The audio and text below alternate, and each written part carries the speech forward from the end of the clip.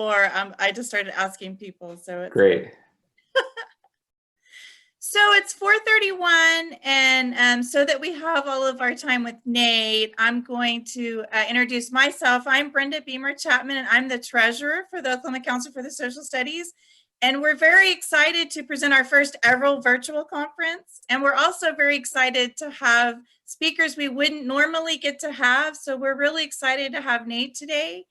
In the Zoom chat, I put a link to the attendance sheet, and when you click on that and fill it out and you need a professional development form, Peter will send you one, or David Burton, one of the two, will send you a PD certificate, and that helps us know if what you're interested in for us doing in the future also. So we'd appreciate it very much, and I'll keep putting that in there, and I'll remind you at the end too. But I'm going to hand it over to Nate and let Nate introduce himself and just get started.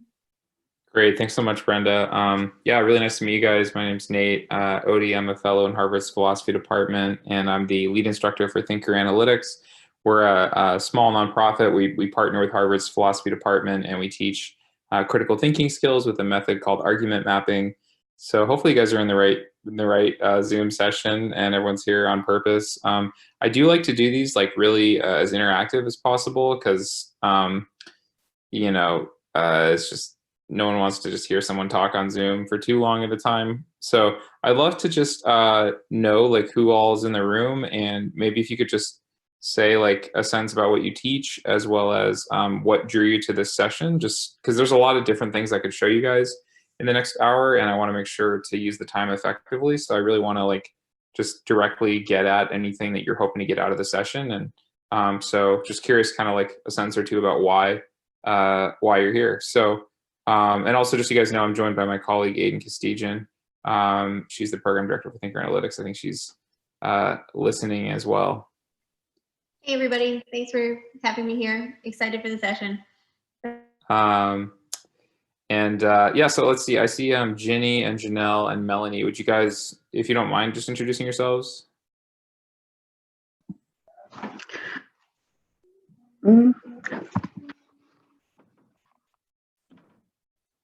Sorry, had to unplug my headphones.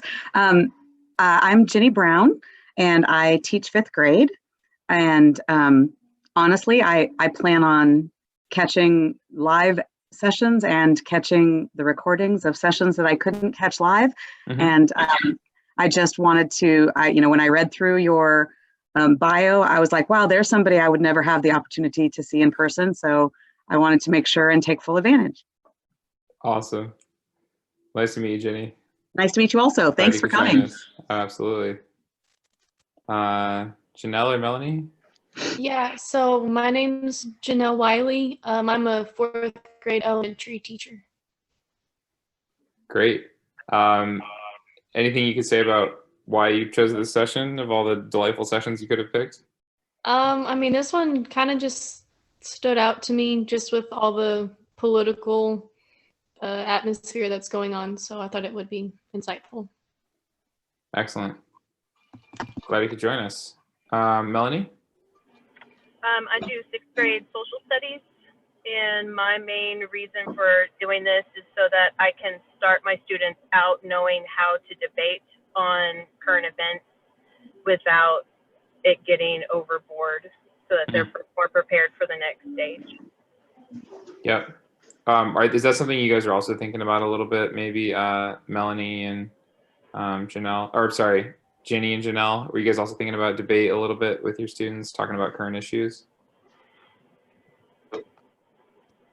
Easy, whatever, it's all good. So I'll learn something no matter what. Great. Okay. And Nate, we're recording this because we figure we're going to have a lot of people that will watch it online. Sure. So I think when you're talking about the critical thinking is also really a good thing. Mm-hmm. Yeah, definitely. Cool. Well, it's excellent that you guys are also teaching younger grades, because a lot of what we've done is developed for high school students, but we keep hearing over and over again that we should develop more materials for younger students, and that it's never too early to start learning some of these skills. So yeah, we can, I'd love to hear just feedback that you guys have about how we can make sure this is useful for elementary students as well. So Yeah, I thought what we usually like to do is just kind of warm up by talking about a controversial issue. And so there's been a lot of controversial issues in the news lately, and you know, I'm sure you guys are following the news, and you know that there's been a lot of controversy. So I thought we'd go for a relatively challenging topic here, and so I thought we could just talk a little bit about whether pineapple belongs on pizza. Did you guys already get? I guess it's not dinner time yet in Oklahoma. It's almost dinner time here in Massachusetts. So anyway, you know, so this is something that people are really adamant about, and I don't know how strongly you guys feel about this topic, but around here it can be controversial. So what I'm going to do is just show you how to use a tool called MindMap. It's a free argument mapping software, and we use this tool to lay out the structure of an argument and to organize a discussion, which is something that you can do either on Zoom like I'm doing right now, or you can do in person if you have like a projector set up in your classroom. Are you guys teaching in person or on Zoom or both? Mostly in person. In person? Great. And what was that website again? Yeah, it's called MindMap, MindMup. And I'll drop a link in the chat to a tutorial on how to use the software. So I'm not gonna like go too detailed on like how to use it right now. I'm more just gonna kind of like demonstrate how you can use it to map a discussion with your students. But it's pretty simple to use. It's pretty intuitive. So you know, and it's free and it integrates with Google Drive if you guys are using Google Drive already for things. Yeah, let's see here. I see that, yeah, Aiden posted it in the chat. There we go.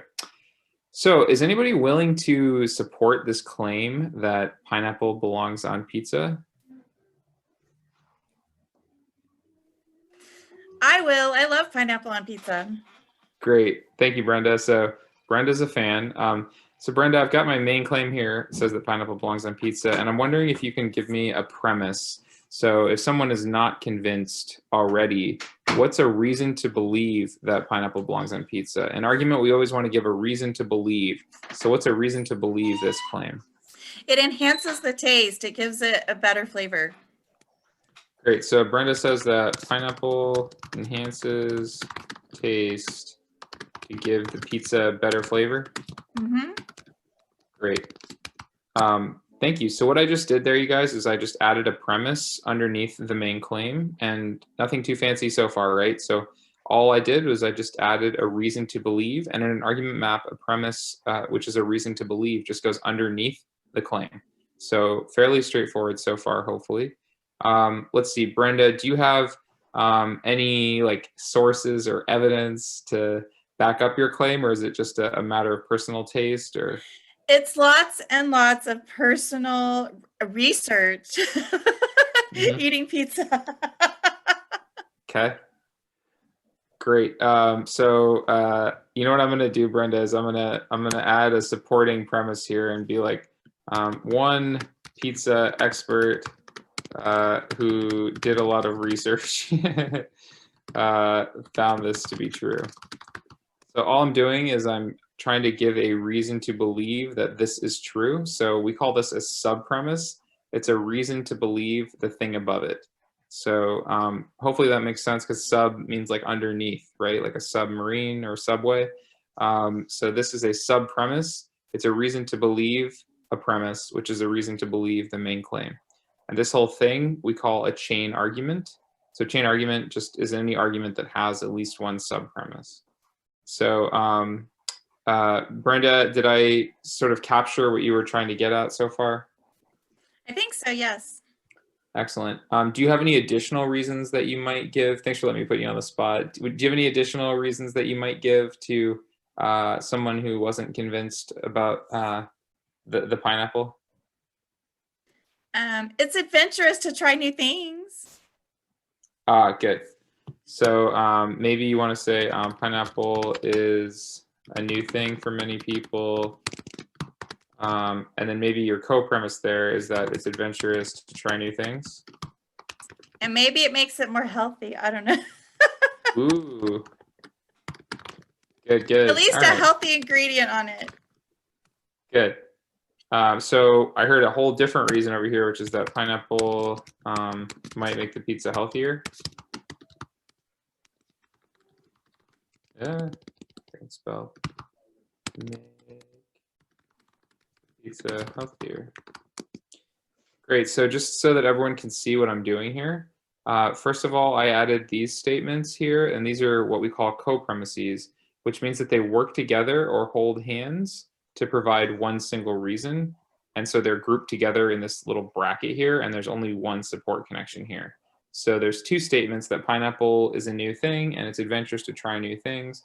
And those two things are working together. They're supporting this claim. They're working together or holding hands. The image we sometimes give people is it's like two cheerleaders who have a third cheerleader like standing on their shoulders, if you guys have seen that before. Each cheerleader is doing their part to hold up the other cheerleader. And so each of these two claims is working together with the other one. So they're not like separate reasons, they're working together. That's why we call them co-premises. But over here we have a totally separate reason, right? Which is that it might make the pizza healthier. And that's like a different reason to believe. So we call that an independent premise. So does that kind of make sense? Do you see how there's like sort of three different lines of argument? We've got the argument about taste, we've got the argument about adventure, we've got the argument about healthiness. That's why I gave them three separate kind of supports here underneath the main claim. How are we doing so far? Questions about anything I've done yet? Okay. Well, let's see. Are you guys all convinced by Brenda's argument? Is everyone going to go have pineapple pizza for dinner? That's a no. No? Melanie's not convinced. No. Melanie, all right. Well, so let me ask you then, which of these statements do you disagree with, if any? Or do you have a totally different reason not to believe the main claim? I don't agree with the taste argument. Good. Could you say more? I would think I'd say it takes away from the taste of the rest of the ingredients on the pizza.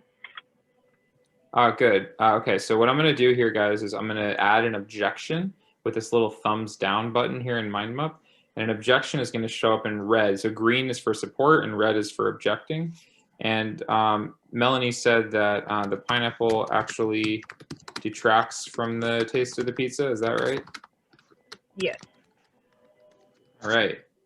So what I want everyone to notice is that Melanie was able to be very precise about where exactly she disagrees, because we're sort of looking at this map structure this way.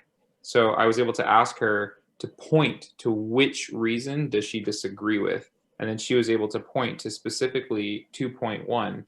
That's the reason that she disagrees with. It's the one about taste. So I think it makes it easier for all of us to be able to keep track of what exactly we're talking about and to be more precise about where we disagree exactly. So Melanie, did I sort of accurately capture your disagreement? Yes. Awesome. Do you want to add any more support for your claim about the taste? I mean, do you think it's just a matter of preference, or is there anything else you could say about why pineapple hurts the taste? I would say most pizza doesn't have a sweetness quality.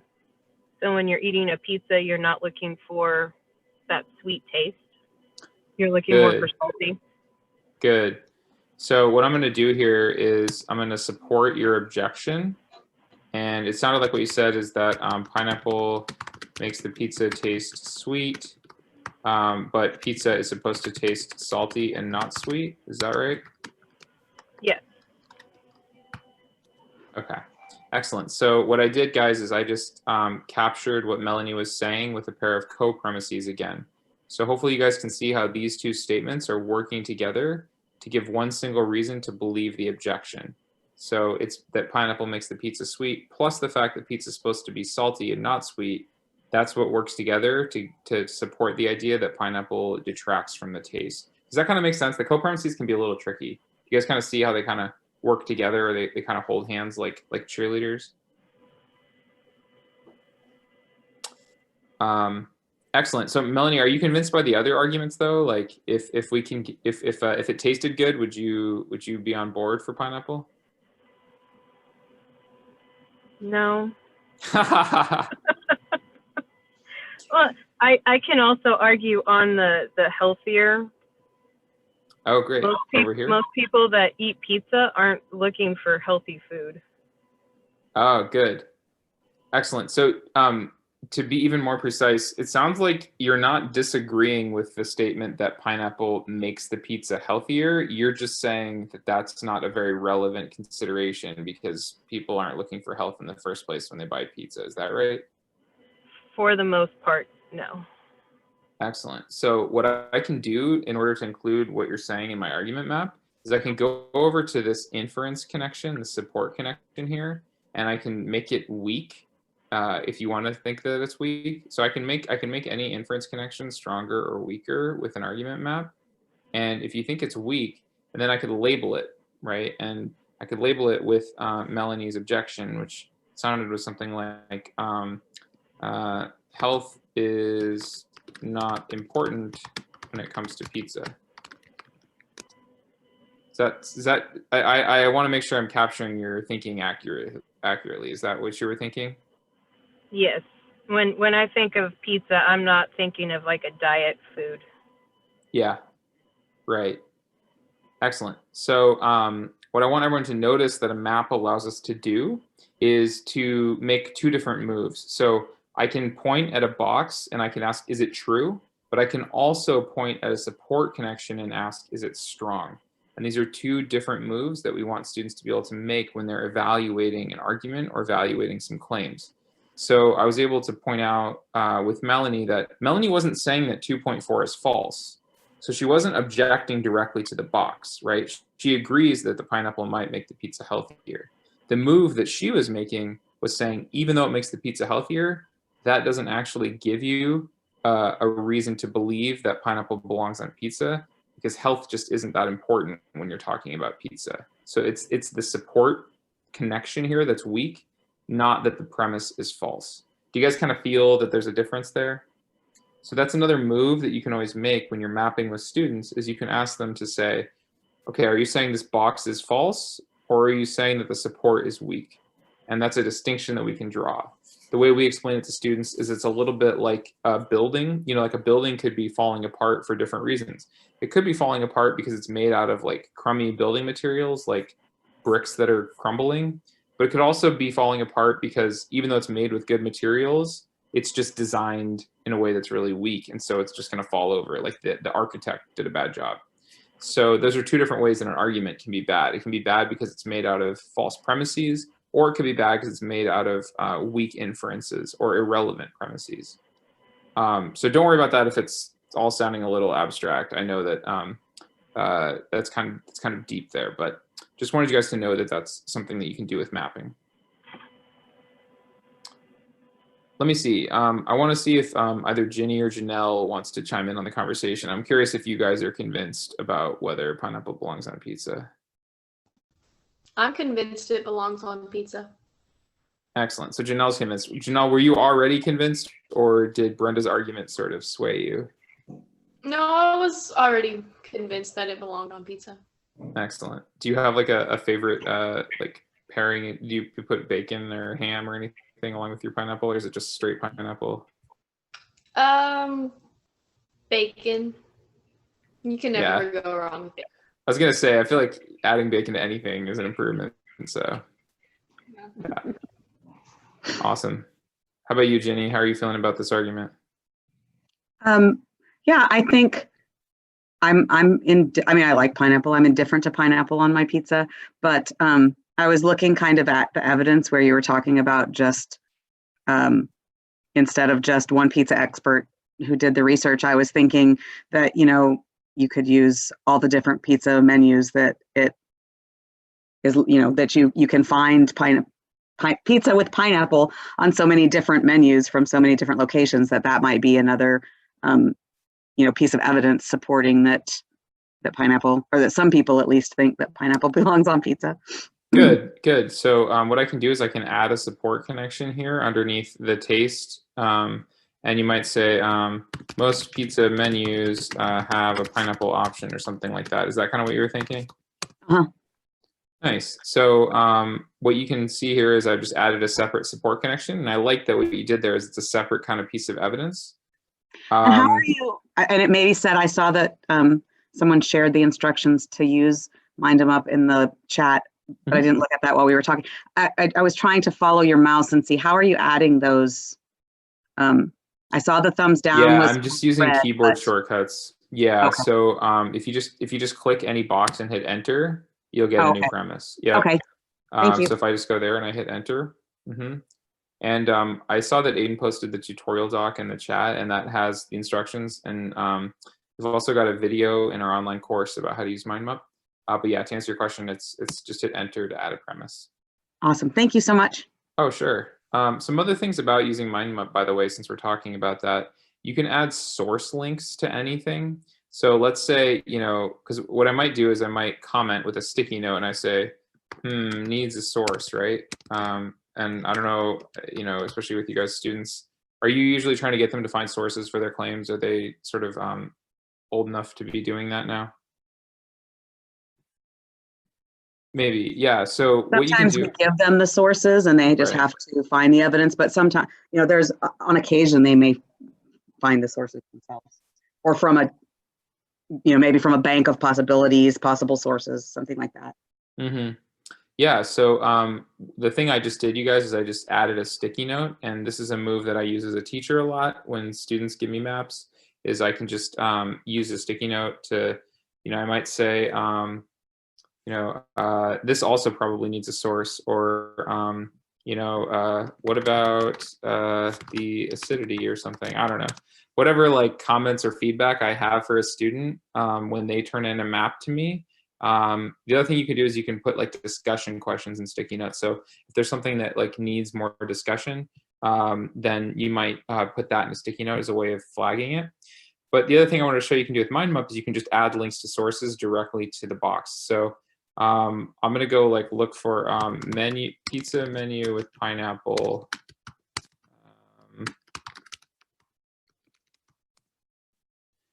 And just see what Google turns up. This is always a sketchy way to get sources. But hey, here's an example of a pineapple pizza recipe. Oh, they noted that there's a long-standing argument surrounding the merits of pineapple on pizza. Okay, Cooking Light believes in pineapple as a pizza topper. Okay, so what I'm gonna do, you guys, is I can just take this source here, and I'm gonna copy the link. And then when I go to my map, if I just paste the link there and then hit enter, it will generate a little button that links to that web page. So that's kind of nifty for students, if they're bringing in sources for something. Now this is a link to that site. I just automatically created there just by pasting it in the box and hitting enter. So that's pretty convenient as well for adding sources to claims. And we got the pro pineapple people have the endorsement of Cooking Light magazine, so good for them. Great. Any questions about that?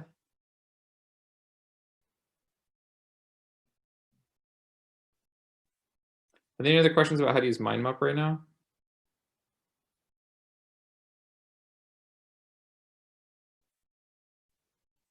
Cool. So a couple of things I wanted to show you guys that we can do in addition to using this tool to just kind of notice that we were able to kind of have kind of a more rich and robust discussion just in virtue of the fact that we're all looking at this screen together at the same time. So we're all kind of sharing this common experience. It's literally like a common framework for talking about the issue. The other thing that you can do, though, is you can use it to help students plan a piece of writing. So I'm guessing most of you will have your students at least writing like a short argumentative essay where they're, do you want them to like prove a thesis with evidence in a piece of writing? Is that something that your students are doing already at their age level? Cool, I'm seeing some nods. Yeah, what you can do is get students to start adding their sources and evidence to their claims. And then if you just go over here and you click File, Download As, you can download it as an outline, and that will actually export like a bullet pointed document. and they can use that to start drafting their essay or their paragraph. So if you want students to kind of plan with their thinking in here in MindMap, then you can export. They can have them use it to export to an outline. And that way they can get started with writing, and it doesn't have to like start from scratch when they go to write their paper. So that's also kind of a convenient feature of MindMap. And you can do other things, like if you guys are familiar with Google Drive, you can just go up here and click share and share it with people, just like you can share Google Docs. Okay, so that's some things about how to use MindMap. I guess the next thing, maybe if it looks like most of you guys are sitting at a computer, so this should work. So what I'm gonna suggest that you do is I want to show you this kind of puzzle game that we built, and you could tell me if you think it might be useful for you and your students. So let me just drop this link in the chat.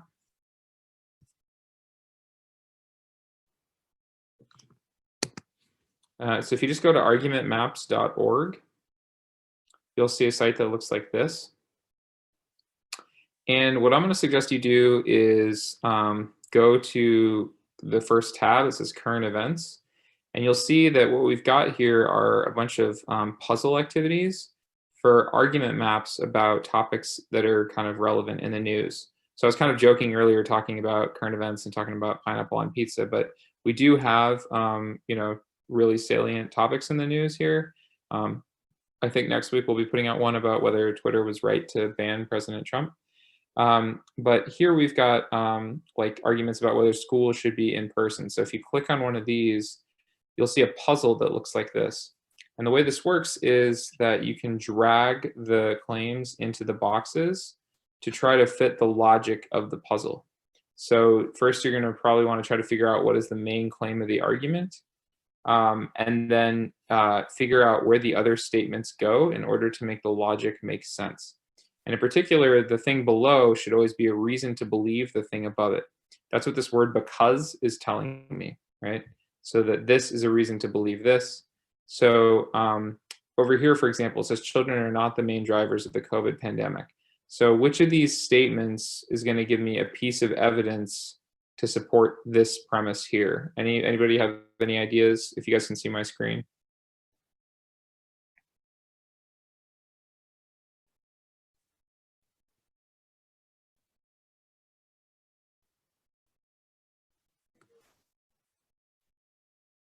Maybe the case study one? Good. So yeah, case studies suggest that children with COVID seldom caused outbreaks. Excellent. Good. So that sounds like a reason to believe that children are not the main drivers of the COVID pandemic. And I can actually check it. And yeah, we got that one correct because it stayed green. Nice.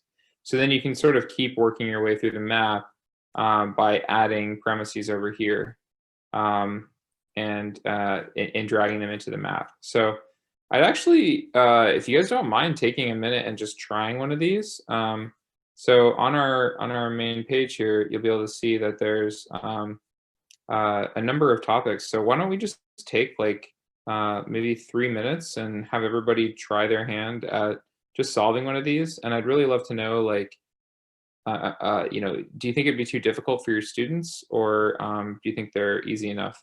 If you want an easier version, you could try going down here to the level ones. So if I just click like level 3, these are smaller maps. So there's only 4 boxes to drag into the skeleton, so it's a little more manageable. But why don't we just take like 3 minutes and just give you guys a chance to kind of poke around here on your own and see if you could solve a current events map, or you could choose one of these easier level ones.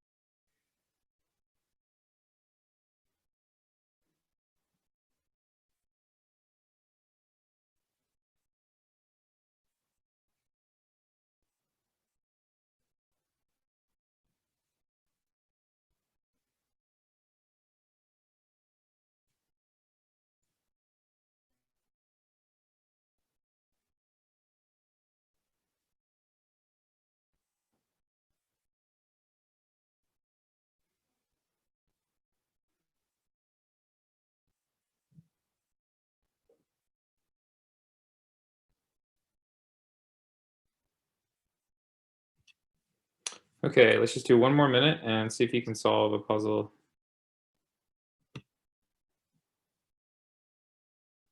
Extra points if you already did.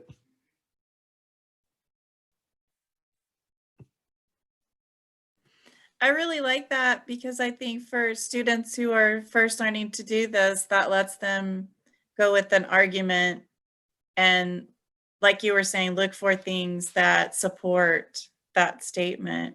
Mm-hmm. So it gives them a model for, and they can talk through it about why it goes there or doesn't go there. So I really like that, having the arguments there. Awesome. Were you looking at some of the like the smaller ones? No, I just did the core packing one. I just Oh, cool. clicked on it. It was the next one, so I just clicked on it. Sure. Yeah. Did you feel like you were able to solve it without too much trouble? I'm genuinely just trying to figure out like the right difficulty level, you know, so. I think so. Like and I moved him around a couple times after I read through everything. So yeah. I think Nice. middle school could do the court packing one. 8th grade, for sure. Mm-hmm. Awesome. Any other feedback, you guys? I'd love to hear just like, and honestly, I want to know if you think it's like just way too hard or if it's just not a useful exercise. I'd love to hear that as well.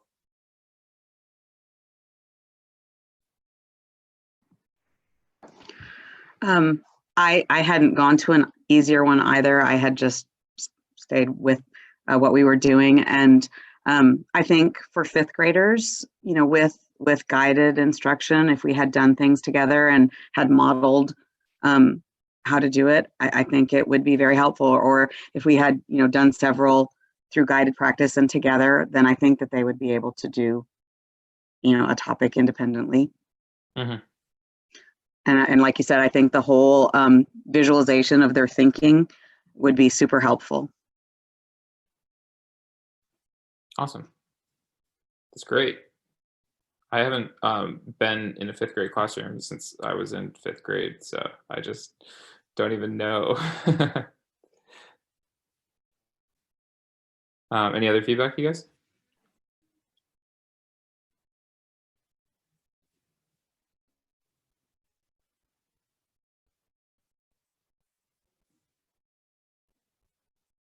Okay. Well, just let us know if you do have any other comments. You can always drop feedback in the feedback tab on the site. I guess the last thing I just wanted to make you guys aware of is that we've built this online course. We call it like a logic boot camp, and really what it is it's less like a course in the sense of like a lot of listening to lectures, and it's more a set of practice exercises that students can work through. So we kind of compare it to like a gym for critical thinking skills or for handling arguments. And just like if you've ever like played a sport or played an instrument, the way you get better at a sport or an instrument is you just do lots of practice, right? You just do lots of reps. And especially when you're just starting out, you kind of need to just do, like if you play basketball, just do lots of dribbling, or if you play piano, you just got to kind of learn your scales, right? And so there's a lot of drills and repetition in order to become a master at that skill. And the research shows that critical thinking is the same kind of thing. It's a skill that can be improved with practice, but the practice has to be very deliberate and very structured. And so that's what we've done is we've built like a logic gym where students can do practice reps with improving their argument understanding and argument skills. So if you guys are interested in it, then you can create a free teacher account. And you can just poke around on there. And then if you're interested, you can actually add your students and you'll be able to track their progress through the course on all of the skills. So I just kind of wanted to show you an example of, so each of these skills, so there's like telling just like what is an argument and the difference between an argument and a fight. So this is like a video where I explain the difference between an argument and a fight, right? Because a lot of times people feel negatively about arguments, and usually they're thinking about fights when they feel negatively about arguments. They're not really thinking about the good kind of arguments, which is when people use reasons to persuade each other. So I have a little video about that, and then there's some practice exercises here. So in these practice exercises, the students are trying to determine if something is an argument or a fight. So this is like an example from Twitter. It says, Old Spice, the company said, "Why is it that fire sauce isn't made with any real fire? It seems like false advertising." And Taco Bell responded, Old Spice, is your deodorant made with really old spices? So the exercise here is to determine, is this an argument or is it a fight? So what do you guys think? Argument or fight?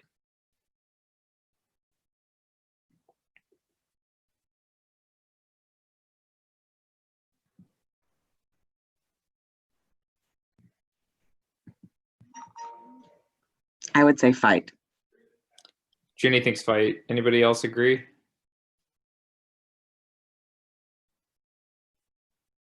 Yeah, I think it's a fight too. So what I can do is just select that, and you get feedback on every single practice exercise in our course. So every time you do a little practice exercise, it tells you whether you got it right or wrong.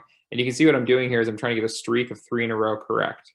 So it's a little bit like Khan Academy. I don't know if you guys ever used Khan Academy, but you're trying to get 3 in a row correct. And once you get 3 in a row correct, then your progress page will turn green for this target skill.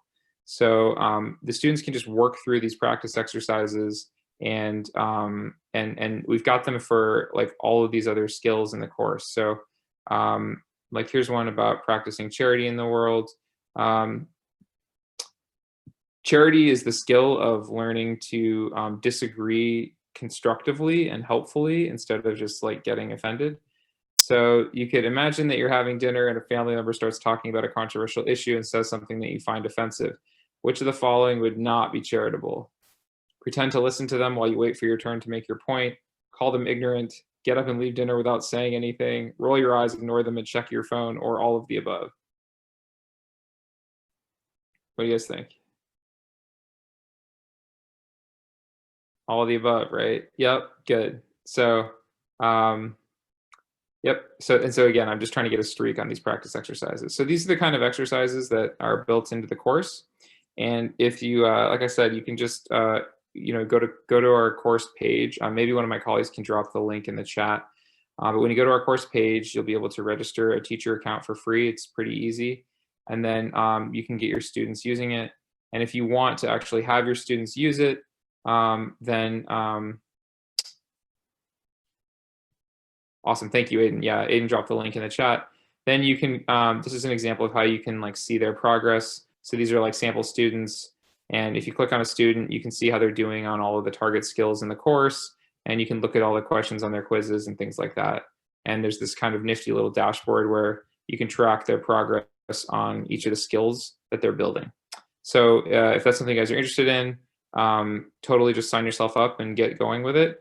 The other thing to know is that there's this kind of nifty chat function here. So you and your students can always chat with us. So if you want to use the course or you want your students using the course, then we'll be able to respond to them here in the chat and like answer questions they have about the assignments or the practice exercises.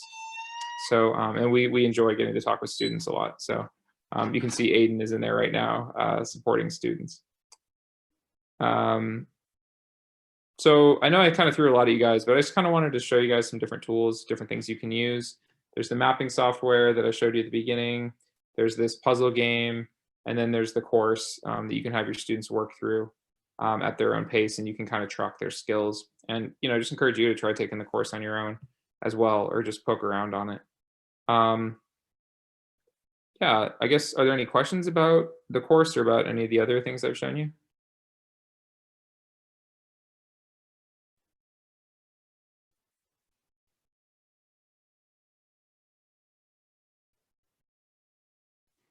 Okay, well, feel free to just poke around on it. And what I'm going to do, guys, is just leave my email address here in the chat so that you guys can reach out to me.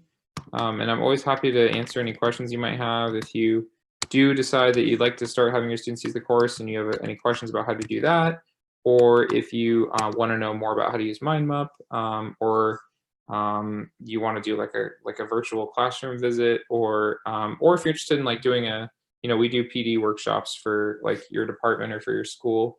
Any kind of questions like that, please just contact me. And, it's really my favorite part of my job, just to kind of chat with teachers about anything related to arguments or argument mapping.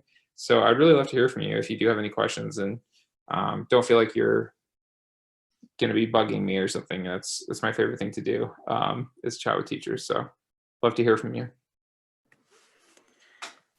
I really appreciate too you modeling the argument that we made, because I think when you're working with kids, I think a great way to start is with something like that, that Mhm. is not going to be, I mean, it might be controversial, I guess, if people really don't like pineapple, but it's not going to be a politically controversial topic where they can get used to,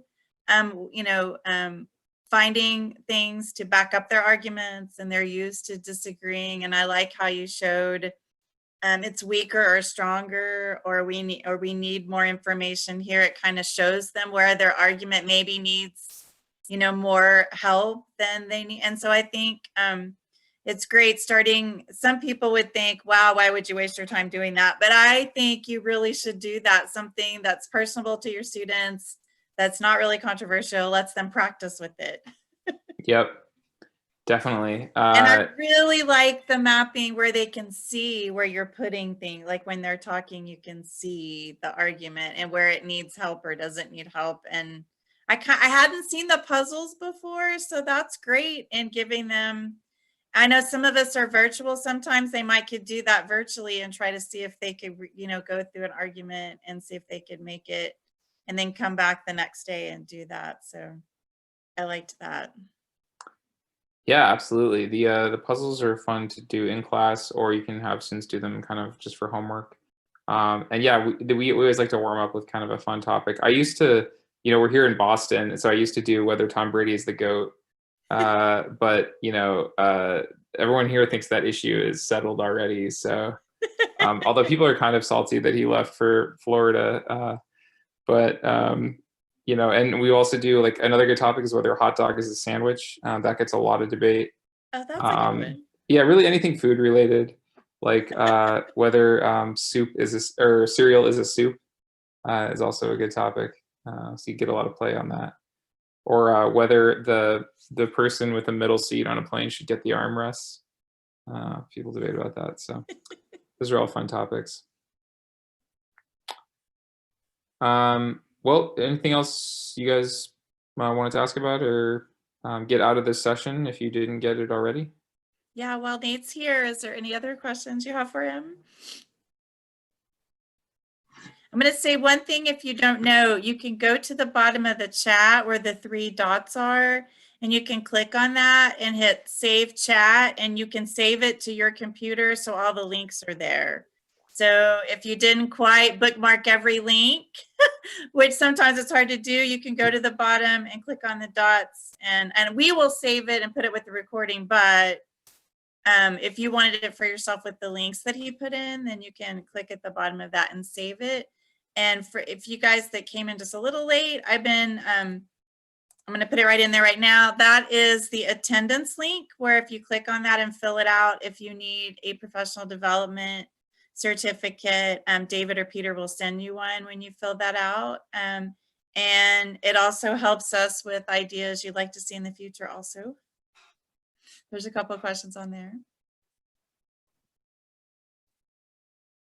Awesome. Yeah, saving the chat is usually a nifty move. It took us a little while to learn to do that, because you're sitting there bookmarking all the, and then I'm like, oh, why didn't I just save this? Totally. Yep. Yeah, and depending on your Zoom settings, the people who aren't admins may or may not be able to just download the chat. I'm not sure. Awesome. Well, thanks so much, Brenda. I had fun. It was really nice to meet you guys. Nice to meet you, Ginny. Thank you guys both so much. It's good to see you again, Brenda. We appreciate you guys. And remember, we have 2 more Tuesdays, same time. Do you know where we'll be? Will we just look on the like on the Facebook page for links to the other sessions that were at the same time as this? Yeah, if you just click on the main conference, it has all the links on it. And David posted, I think, by the day, but if you just go to the link, and I'll email it to you. If you just go to the link, it will have all the days on there with all the Zoom links on there. I mean, to get, like, if there was something that was at this, to get the recordings. Oh, okay. So we will be posting them on our website as soon as we get them all coordinated together. Shouldn't take too long. Oh, well, no rush. I just wanted to make sure I don't miss out. Well, I think our website, it costs a lot for us to have extra storage. So I think what they're going to do is load them onto our YouTube channel and then link that to a page that has those. So it'll be quick because I can download this like right as soon as we're done. So it Awesome. just depends on how fast we can get them loaded on the YouTube channel. But yeah. Well, thank you guys so much. Have a great night.